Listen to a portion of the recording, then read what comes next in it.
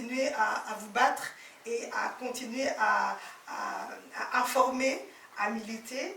Et je félicite également tout le monde associatif et toutes les personnes qui ont répondu présentes à cette invitation. Et on espère qu'ensemble, on va continuer à sensibiliser et à informer et à se battre en fait contre cette maladie. Je suis Raphaël, agent de terrain à la plateforme Prévention SIDA et je fais de la prévention autour de la santé sexuelle et ça touche tout le monde, mais également envers le public migrant, donc qui sont issus d'origine étrangère, mais également pour le public HSH, donc hommes qui ont des relations sexuelles avec d'autres hommes, et public LGBTQ+. Alors l'importance de cet événement était de réunir des personnes issues des différentes communautés culturelles, afro, latino-caribéennes, de Moyen-Orient et autres, qui ont des vécus différents, et ces échanges, au fait, c'est quelque chose qui est assez enrichissant au niveau des différentes expériences. Et j'espère que justement la présentation de notre campagne des frais en dépistage pourra justement les motiver à eux-mêmes faire quelque chose dans leur propre cercle social, faire passer des messages de prévention et briser certains tabous qui sont encore fortement présents dans nos communautés. Pour nous, c'est essentiel que les communautés puissent davantage être mobilisées pour porter cette prévention. Donc la prévention ne va pas se faire sans les communautés. Donc pour nous, il y a encore ce travail de mobilisation à faire pour que l'incidence du VIH puisse regresser et qu'on parvienne à avoir une communauté qui accède aux droits et qui soit en meilleure santé. Pourquoi une campagne sur les freins au dépistage? Bon, ça a déjà été dit dans les discours avant de Thierry. Le dépistage est un des piliers majeurs de la prévention combinée. Prévention combinée, on entend préservatif, dépistage, traitement. Donc c'est les nouveaux outils de la prévention, et donc le dépistage est vraiment un des piliers centraux.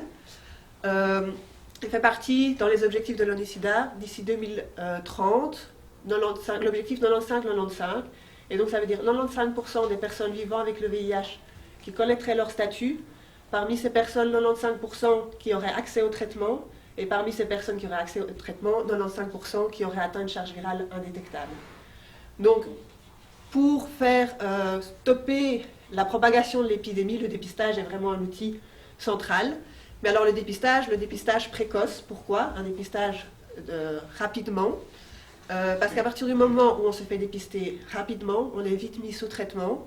Grâce au traitement, on atteint une charge virale indétectable, donc comme Thierry a parlé, c'est-à-dire que la présence du virus dans le sang, dans le corps, est tellement faible qu'il n'est plus transmissible, mais aussi il a un impact moins fort sur la santé. Donc ça a un double impact, c'est un impact dans la propagation du virus, mais ça a aussi un impact sur la vie des personnes vivant avec le VIH et sur leur santé, la prise en charge de leur santé. Bonjour, moi c'est Claudia, je suis infirmière à la plateforme Prévention SIDA. L'une des spécificités des IST, c'est qu'elles peuvent être asymptomatiques. Du coup, on ne peut pas se rendre compte qu'on est en train de contaminer notre partenaire. Donc c'est important de venir se faire dépister, que ce soit dans un lieu de dépistage ou ici à la plateforme Prévention SIDA. En mai 2019, on avait organisé une journée communautaire où on avait invité les associations communautaires des différentes communautés dont Christian a parlé, à venir s'exprimer sur la prévention et sur comment les communautés pouvaient s'impliquer dans la prévention. Et on avait fait des petits ateliers. Il y avait un atelier dépistage. Et c'est au sein de cet atelier qu'on avait identifié un certain nombre de freins au dépistage que la communauté connaissait. Parmi ces freins identifiés, il y avait les difficultés d'accès en termes de prix, de lieux géographiques, parfois aussi le fait de devoir aller à l'hôpital, de devoir aller dans un lieu connoté VIH ou dans un lieu connoté où on n'a pas envie d'y aller. Les horaires qui sont proposés qui ne correspondent pas toujours à la vie des gens et au vécu des gens. Les difficultés d'aborder les questions liées à la sexualité, donc de devoir aller parler à quelqu'un d'une prise de risque, de sa sexualité, de ses pratiques, la peur d'être jugé sur ses pratiques. Donc ça c'est la suivante, c'est la peur du jugement sur les comportements, la peur d'en allant s'exprimer, on reçoive un jugement. La peur de l'après-résultat, donc est-ce que j'aurai accès au traitement? Est-ce qu'on va, si je suis sans papier, est-ce qu'on me renverra chez moi? Est-ce que je vais être fichée? Est-ce que tout, qu'est-ce qui se passe après? La méfiance envers le système officiel et parfois les difficultés déjà avec le corps médical, les a priori, les préjugés qui existent parfois déjà. Et donc déjà, voilà, pas envie de devoir encore se retrouver chez un médecin ou chez... la méconnaissance de l'évolution des traitements et de l'importance du dépistage. Donc par exemple, l'idée aussi qui revenait beaucoup, c'est encore dans la tête de beaucoup de personnes, avoir le VIH, c'est mourir, c'est ne plus pouvoir faire de projet, c'est la fin de sa vie. Et beaucoup ne sont pas au courant qu'avec la prise des traitements rapidement, on peut avoir cette charge virale indétectable et donc avoir une santé correcte. Donc ça, c'est aussi un des éléments qui était mis en avant. Et alors, la discrimination et le rejet au sein des communautés. Donc certains disaient, oui, ok, je ne vais peut-être pas mourir parce que maintenant il y a les traitements, mais je serai mort aux yeux de ma communauté, et donc je ne veux pas savoir. Je ne veux pas savoir que j'ai le VIH parce que je ne pourrais pas l'affronter. Donc ça, c'était aussi un des obstacles. La communauté afro-latino-caribéenne, en fait, c'est une communauté, comme on l'a déjà souligné lors du lancement de la campagne, une communauté marginalisée où la question du VIH, du sida est là. Enfin, il y a vraiment un nombre conséquent sur la question du VIH. Et pourquoi cette campagne? C'est pour dire on existe, on est là et on veut qu'on en parle, on veut qu'il y ait ces discussions dans la communauté, on veut qu'il y a une visibilité, une forme de visibilité qu'on existe, qu'on est là pour se battre contre cette pandémie, le VIH, le sida et qu'on est là en fait pour dire on peut vaincre cette pandémie comme l'objectif de l'ONU SIDA 95 dans notre communauté. Les gens ont peur de pouvoir admettre leur statut sérologique.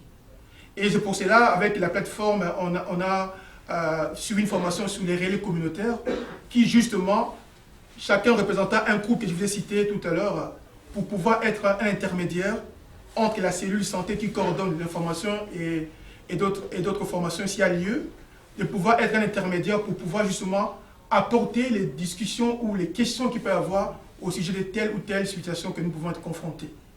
Parce que imaginez qu'on est confronté face à un couple qui dit voilà, je suis séropositive et mon mari ne le sait pas. Comment le faire? Mais justement, dans la formation qu'on a fait, on a dit qu'il était important de respecter la déontologie, mais aussi les secrets professionnels. J'ai voulu répondre aujourd'hui à l'invitation de la plateforme Prévention SIDA, notamment pour aborder les conséquences psychologiques que vivent les porteurs ou les personnes qui vivent avec le VIH. Je trouve que c'est quelque chose d'essentiel, notamment parce que dans toute la démarche de prévention qui existe et dans toutes les campagnes qui visent à informer le public, j'estime que bien souvent, les conséquences psychologiques sont négligées. Et donc, je voulais simplement apporter ma contribution, informer davantage le public, informer la plateforme sur les réalités que peuvent vivre les personnes qui sont porteurs du VIH. La maladie du sida, finalement, a un impact très important sur le plan social, spécialement d'ailleurs dans les communautés subsahariennes où c'est encore vu aujourd'hui comme ce qu'on pourrait appeler la maladie de la honte finalement. Et ce qu'on entend par maladie de la honte, c'est bien sûr le lien ou l'association qui est faite avec une orientation sexuelle qui serait autre qu'une orientation hétérosexuelle tout simplement. Et on sait à quel point c'est difficile auprès de ces communautés de faire passer, de faire accepter ou simplement d'exprimer son orientation sexuelle quand elle n'est pas ordinaire, si je peux utiliser le mot.